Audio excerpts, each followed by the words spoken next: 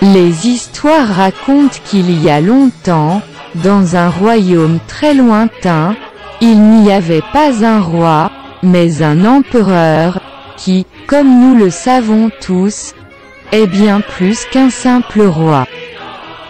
Cet empereur était très présomptueux, il aimait être toujours à la dernière mode pour être toujours chic.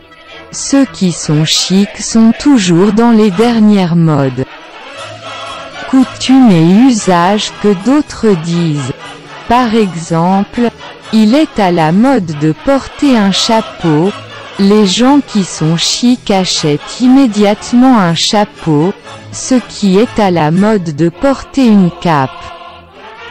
Les gens qui sont chics achètent immédiatement une cape, qu'il est à la mode de mettre une aubergine sur leur oreille. Eh bien, les gens chics mettent immédiatement une aubergine à l'oreille.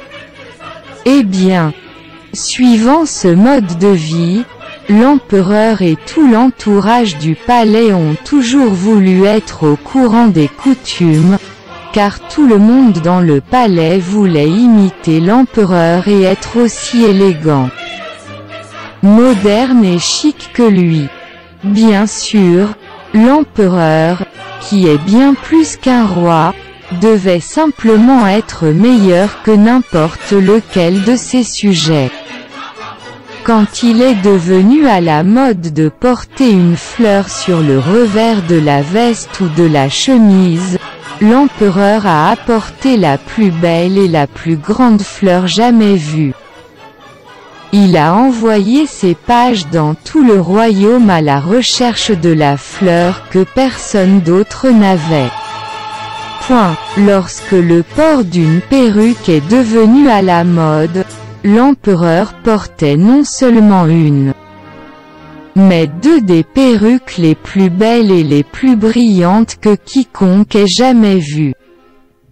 Même une fois qu'il est devenu à la mode de porter des bagues aux doigts et que l'empereur a envoyé les meilleurs bijoutiers pour lui faire les plus grandes bagues qu'ils aient jamais faites pour être les meilleures de toutes, les plus élégantes et les plus chics pour cela, est bien plus qu'un roi, tout simplement, parmi les nombreuses modes qui existaient dans ce pays.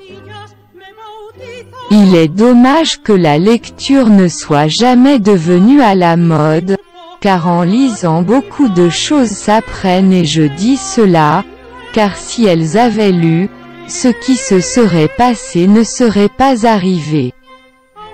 Qu'est-ce qui s'est passé? Maintenant je vous dis, il s'avère qu'à chaque fois que l'empereur fêtait son anniversaire, une grande fête se tenait dans le palais puis ils sortaient tous en défilé dans les rues pour que les citoyens les plus humbles contemplent leur empereur et tous ceux du palais avec les plus riches parures.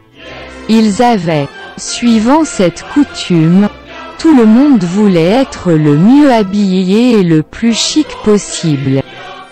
Les couturières et couturières, couturières et couturières, tailleurs et tailleurs du royaume étaient occupés à tisser, à coudre, à concevoir les tenues les plus belles et les plus élégantes pour cette fête.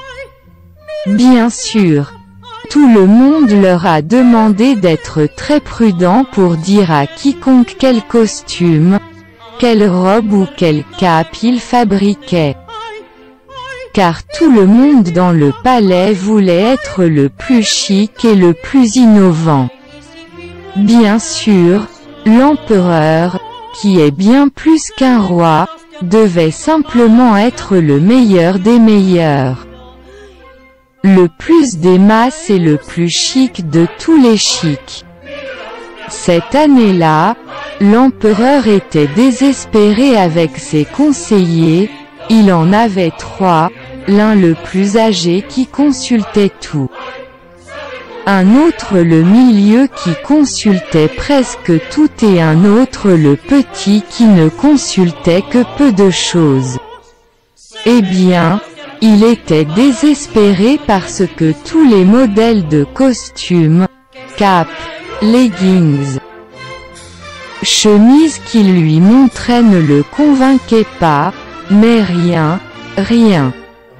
Cet anniversaire devait être différent de tous les précédents. Les conseillers ont fouillé et fouillé, toujours en secret pour que personne ne découvre les plans de l'empereur, à travers toutes les rues de la ville, des villes et des villages, parlant à quiconque savait coudre, tisser ou réparer pour voir ce qu'ils avaient. Idée pour que l'empereur soit le meilleur des meilleurs. Ils ont entendu les circonstances et les inquiétudes que l'empereur avait pour son anniversaire, des canulars appelés Florito et Hortensio, du moins c'était le nom qu'ils ont donné. Pour savoir comment ils s'appelaient vraiment. Florito et Hortensio étaient de vraies acclamations qui allaient de ville en ville escroquer les gens. En entendant l'affaire du costume de l'empereur et son inquiétude, ils ont conçu un plan. Bien sûr pour tromper et escroquer l'empereur lui-même parce que ni l'un ni l'autre ne savait coudre ou quoi que ce soit de ce genre. Ils sont apparus aux portes du palais avec une énorme malle et ont demandé une audience. En entendant les conseillers qu'ils étaient des marchands de tissus célèbres et des tailleurs accomplis, ils avertirent aussitôt l'empereur que, désireux de porter les plus beaux vêtements, il les fit entrer aussitôt. Tout le monde dans le palais a vu Florito et Hortensio entrer avec leur malle énigmatique et ils voulaient tous savoir quel tissu ou costume ils apporteraient à l'intérieur. L'empereur fit évacuer la pièce pour que son secret ne soit pas connu. « Que m'apportez-vous » demanda l'empereur. Majesté commença à parler Florito, au cours de nos voyages à travers des contrées lointaines, nous avons entendu parler de votre élégance, de votre magnificence et de votre grande délicatesse pour vous habiller. Oh, s'écria l'empereur. Je ne savais pas que mon goût pour la belle robe était si célèbre. Vous ne parlez de rien d'autre, n'est-ce pas Hortensio? S'il vous plaît, répondez à ce qui précède,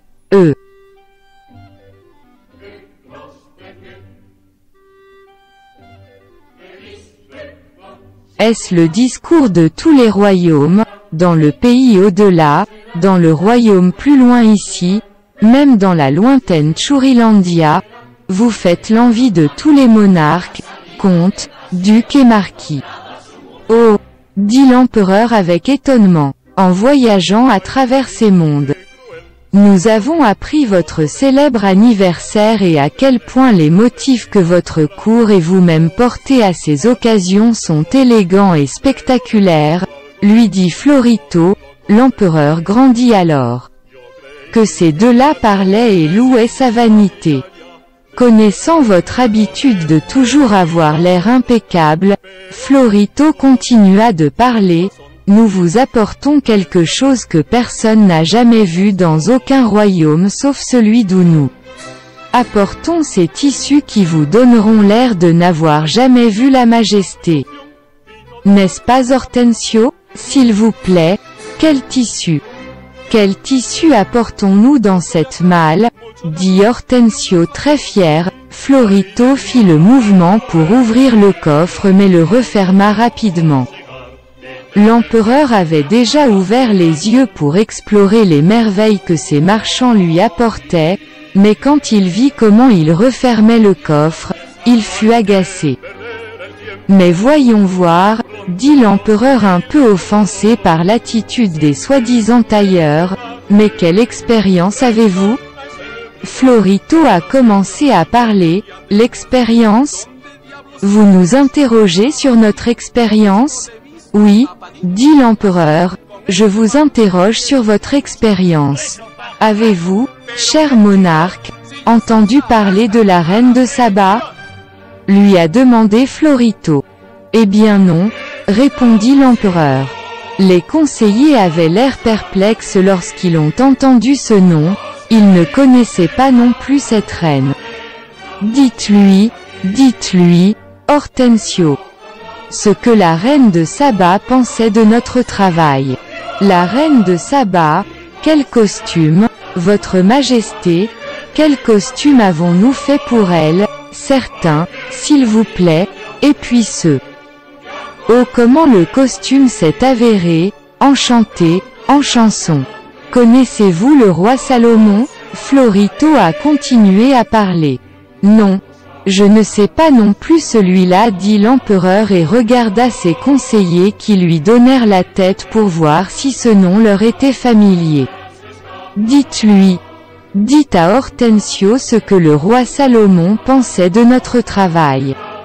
Le roi bien-aimé Salomon, une cape, oh quelle cape nous lui avons faite, il nous a félicités, bien étonné de notre faire. Il nous a baisé les mains, a dit qu'il n'avait jamais été aussi élégant que lorsque nous lui avons fait cette cape. Quelle cape? Savez-vous pour avoir dit la reine Cléopâtre? Eh bien, l'empereur a dit quelque chose d'inconfortable, je ne sais pas non plus celui-là et a regardé avec colère ses conseillers qui ne savaient pas quoi faire parce qu'ils ne connaissaient aucun de ces monarques que les tailleurs disaient. Dites-lui Hortensio. Reine Cléopâtre, elle nous a gardés entre ses mains, elle nous a chouchoutés, nous lui avons fait tout un trousseau pour ses noces. Elle ne voulait pas que nous quittions le palais, elle s'est même fâchée quand on lui a dit qu'on devait y aller. Et au roi stupéfait, oui, répondit immédiatement l'empereur, nous le connaissons. Dit-il en regardant les conseillers. Eh bien, quelle honte! Lui répondit Florito, justement pour cela nous ne pouvions faire aucun travail parce que le même jour où nous avons eu une audience avec lui. C'était le jour où il était étonné et le pauvre était étonné. Une vraie honte, Florito fit semblant de soupirer. Finalement Florito ouvrit à demi le coffre mais, faisant semblant d'être ce qu'il pensait, il dit. Il faut savoir majestueusement que ces tissus sont confectionnés avec le plus grand soin par les moines des hautes montagnes et qu'ils mettent des années à tisser un seul mètre. Puisqu'ils prennent les fils des nids de certains oiseaux qui coupent avec leur bec des roseaux qui ne poussent que sur les rives de la rivière près du monastère. Si délicats sont les fils que les oiseaux coupent, qui sont plus fins que les cheveux humains. Imaginez la patience et le dévouement que ces moines doivent avoir pour pouvoir faire la trame du tissu. Les fils étant si fins et délicats, en plus de leur fragilité ils ont la vertu qu'avec ce tissu, l'intelligent se distingue immédiatement de l'insensé, qu'il connaît de celui qui ne sait pas, allez. Qu'ils vous feront voir la majesté, qui est un âne ou un homme sage dans votre royaume. En disant cela, Florito regarda les conseillers. Oh, dit l'empereur étonné d'une telle merveille, et comment est-ce possible? Je demande. Pour une raison étrange, Florito continua de parler, quand quelqu'un s'approche pour voir le tissu. Le fou est incapable de le voir majesté. Ah! Plus d'un roi aura ainsi découvert à quel point un imbécile l'entourait. L'empereur était étonné de tout ce que lui disait Florito. Les conseillers se regardaient, un peu perplexes. Venez, dit Florito, venez majesté et voyez par vous-même si ce que je dis n'est pas vrai. L'empereur s'approcha de la malle et Florito l'ouvrit. Mais il se tint entre les conseillers et la malle pour que seul l'empereur puisse voir le contenu. L'empereur s'approcha et bien sûr le coffre était totalement vide. Douteux et parce qu'il ne voulait pas avoir l'air idiot, il hésita un peu et finit par dire « Monsieur Taylor, je suis étonné de ce que vous m'apportez. » L'empereur, doutant de ce qu'il ne voyait pas, fit appeler le petit conseiller.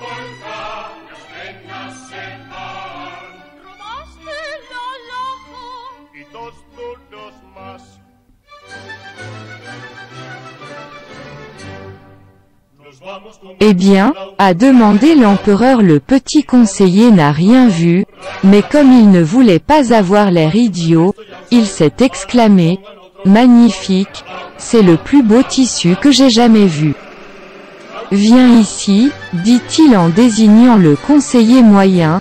Il s'est approché et parce qu'il ne semblait pas insensé non plus, il a dit « Majesté, mais quelle merveille de tissu il vous apporte. C'est d'une subtilité et d'une grâce jamais vues auparavant dans le palais. » Le conseiller principal est finalement venu et, de toute évidence, il ne voulait pas non plus passer pour un imbécile. Alors il a également fait l'éloge de la beauté du tissu qui était censé se trouver à l'intérieur du coffre. Florito et Hortensio se regardèrent et refermèrent aussitôt le coffre, demandant aussitôt qu'une chambre leur soit fournie et que personne ne les dérangeait dans leur tâche de tisser le nouveau costume de l'empereur. La nouvelle du drap et des tailleurs courait comme de l'eau dans tout le palais. Ce n'était que des chuchotements, des rumeurs et des ragots. Certains ont dit qu'ils avaient vu le tissu. D'autres qu'ils l'avaient touché et qu'ils n'avaient jamais senti quelque chose d'aussi délicat entre leurs mains. Bien sûr, personne ne voulait être stupide et même si personne ne voyait absolument rien du tout, tout le monde faisait semblant de la voir. La nouvelle de l'étoffe prodigieuse passait des murs du palais et se répandait dans tout le royaume et tout le monde voulait venir voir l'empereur porter une telle merveille. Florito et Hortensio vivaient somptueusement, ils mangeaient et buvaient librement, ils se promenaient dans les jardins. Ils assistaient au banquet et ils ne manquaient pas de raconter à tout le monde leur voyage à travers les royaumes inventés. De temps en temps, ils faisaient semblant d'être très occupés à traiter le tissu, à le couper, à l'étirer et à le repasser pour qu'il ne se plisse pas un peu. L'empereur est venu essayer le nouveau costume et bien qu'il ne lui ait rien mis car il n'avait pas l'air idiot du tout, il a dit « Prends-moi un peu ici, je me sens un peu lâche là-bas, ah. Maintenant oui, quelle main vous avez ?» Bien sûr, le jour de l'anniversaire de l'empereur, ils ont fait semblant de mettre sa chemise et de la boutonner. De mettre un pantalon fait de ce magnifique tissu et de les ajuster. De mettre une longue veste jusqu'aux talons pour qu'ils ne se salissent pas lorsque le monarque marchait pour montrer son nouveau costume et enfin la cape qui était nouée avec des œillets sur les bords de la veste. Comme c'était un tissu si délicat, il semblerait qu'il ne portait rien. « Oh, dit Florito, Majesté, tu dois faire un portrait avec ce costume. » Hortensio a même fait semblant de pleurer d'émotion quand il a vu son travail fini. « Votre Majesté, vous êtes notre plus beau costume. » Florito, nous nous en souviendrons toujours, cela a été un travail exceptionnel. L'empereur en caleçon se mit à se promener dans tout le palais, tout le monde était étonné. Tout le monde louait l'élégance, tout le monde avait un beau mot pour le monarque. Après avoir erré dans le palais, il a défilé dans les rues de la ville. Il fait un peu froid, pensa l'empereur, mais bien sûr, le tissu est si délicat et subtil que même s'il est beau, il ne sera pas utilisé pour se montrer en hiver. Tous les habitants du royaume contemplaient l'empereur marchant en slip dans les rues et tout le palais derrière. Personne n'a rien dit, parce que personne ne voulait passer pour un imbécile. Mais les villageois se sont regardés, et soit ont agité leur visage, soit ont chuchoté ou ont souri à moitié. Tout s'est bien passé jusqu'à passer devant un enfant qui hurlait depuis les toits. Mais si l'empereur est nu? Au début, un immense silence a inondé la rue et d'abord un, puis un autre et puis tout le monde s'est mis à rire hilarant. L'empereur est nu. Regarde son ventre. Heureusement, il lui vint à l'esprit de mettre une culotte sinon le petit oiseau nous apprendrait. Et les rires augmentaient. Les plaisanteries devenaient de plus en plus fortes et les rires devenaient plus forts. L'empereur, enveloppé par ses gardes, est retourné au palais et il leur a fallu beaucoup de temps pour le revoir dans les rues. Quant à Florito et Hortensio, on n'a plus jamais entendu parler d'eux, du moins dans ces pays. Qu'ils vont berner dans ces mondes. Et cette histoire est racontée telle qu'elle s'est produite. Pour cette raison il est très important de lire, de consulter les choses et de ne pas se laisser berner. Il est préférable de se demander si l'on ne sait pas quelque chose que de ne pas sembler prêt sans l'être.